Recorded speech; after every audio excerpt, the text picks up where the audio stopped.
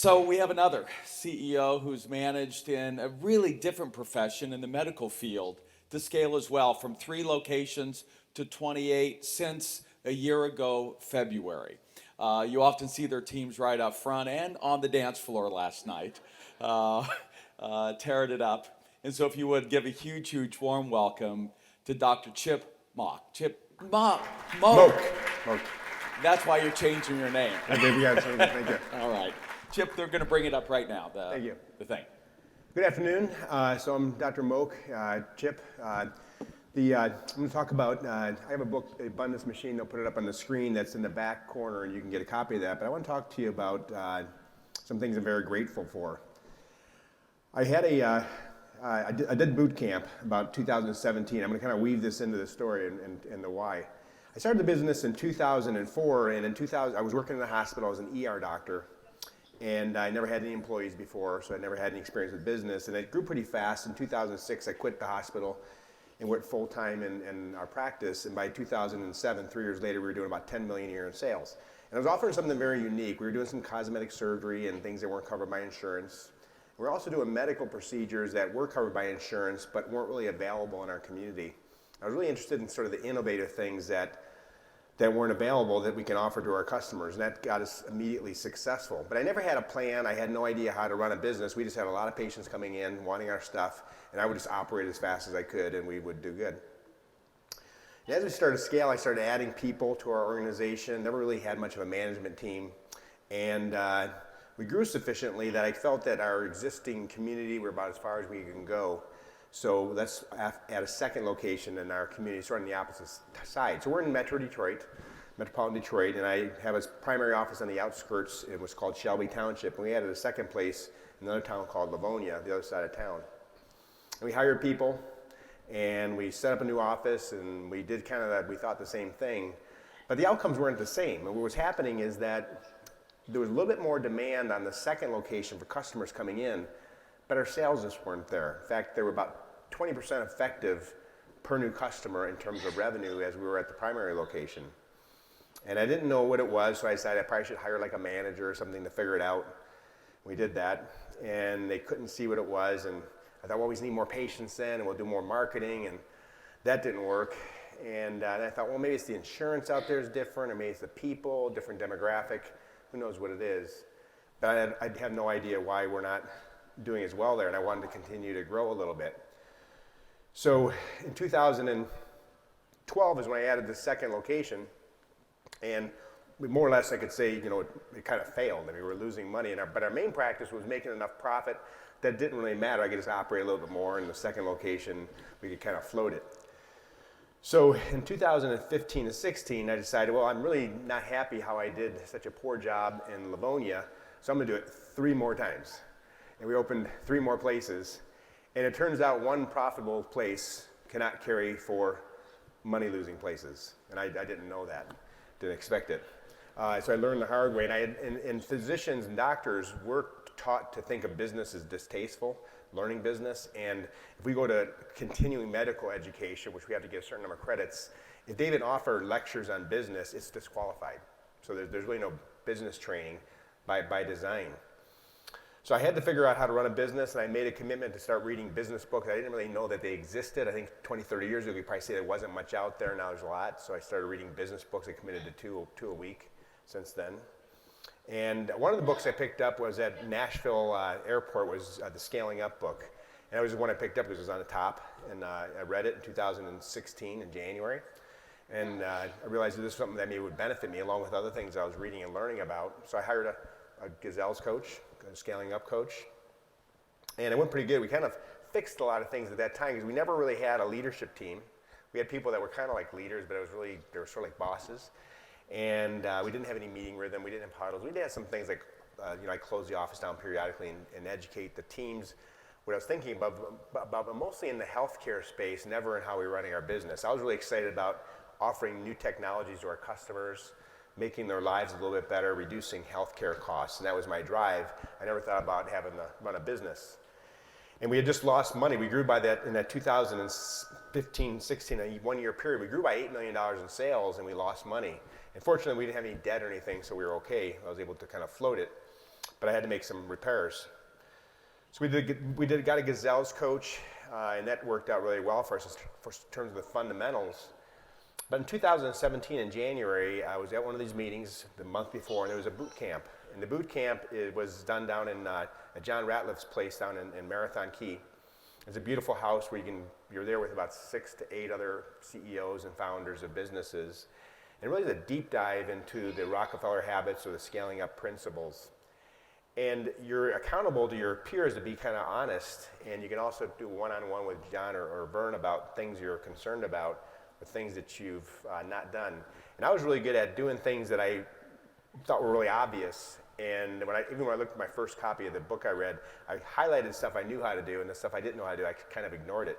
Interestingly, each time I read Scaling Up, Vern gets a little bit smarter.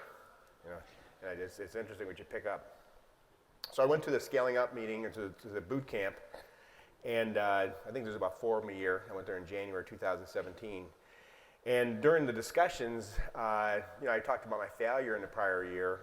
I was kind of, to me, it was like just what it is. I said, well, in your book it says, growth sucks cash.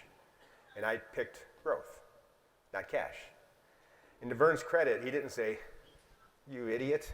He kind of thought about it a little bit, and he said, well, you know what? Growth does suck cash, but that's why companies that want to grow need to have a much higher profit margin, maybe 3 times the industry's profit margin, in order to not run out of cash, because obviously profit comes ahead of cash. And I didn't really know such a thing existed. Again, I had no business experience. I'd never ran a business before, owned one, never had employees before, so this is something that I didn't realize. So I set sort of a goal in 2017 that we're going to work on getting to 3 times the industry profit margin and continue to grow.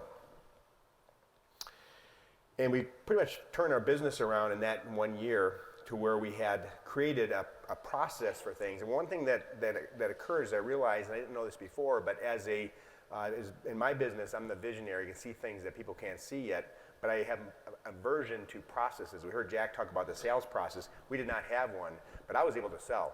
So when a customer came in for something, I was able to persuade them and to close the sale and then do the work. But as we added people, we didn't have a process, so there was not the same outcome.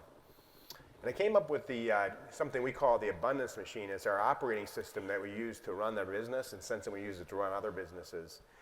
And there's 7 steps, and each switch leads to improvement of the second switch. So it's kind of like compounding interest. I'm going to go over what those are.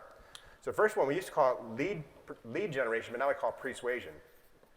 Persuasion, after Robert Cialdini, he did that persuasion discussion here about a year ago or so, read his books before. And it's about, what are people saying about you? We're passionate about keeping our net promoter score over 90% over the past 12 months. We get about maybe 500 reviews a month. And we want the doctors to be saying favorable things about us so that the patients will come to us. We want our website to align with the experience they're actually going to get when they show up in the office. And persuasion is switch number 1. Switch number 2, again, there's 7 of them.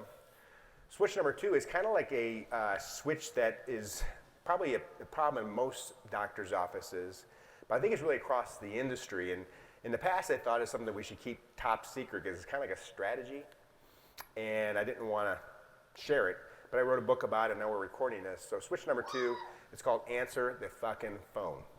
Okay, and that's one that we see when we see it a big problem, and it's sometimes amazing that people don't answer the phone. But not only that, it's like, how do we answer the phone? We do call mystery calls every week, and we train our call center staff how to get a 5-star call and book the appointment rather than just talk on the phone or make a consultation on the phone. The third switch for us is showing up. We have a no-show rate in our industry for medical practices. A lot of times there's not a sense of scarcity. And this main service line that we're growing is covered by insurance, so since they're not really putting money into it, sometimes they don't show up. And there's things we do with text message reminders and the language on the phone when we call them, then we get them to show up. So we get the persuasion, answer the phone, showing up. Then the first part of our sales cycle is the diagnostic portion where we do a test. And it might be in your business something totally different. You're measuring something or taking pictures or finding out their needs. But we do an ultrasound. And the ultrasound, we're primarily treating a condition that affects people's legs. We do a lot of specialties, and I was really well known for doing breast surgery. I'm not really doing that anymore. It's still getting done in our company. But there's a condition called venous stasis ulcers where people get these problems with their circulation. It only affects about 1.5% of the population in their life. And they get this problem with the circulation, the blood runs the wrong way, and they start getting a swollen leg, a red leg, and then they get a sore. And the current mechanism right now, since 1890, is to treat them with what's called an Uniboot, invented in the 1890s, and put them into wound care basically for the rest of their life. We know over 4 years it's cost about $96,000 with the hospitalizations and the management and what's called cutting the wound off.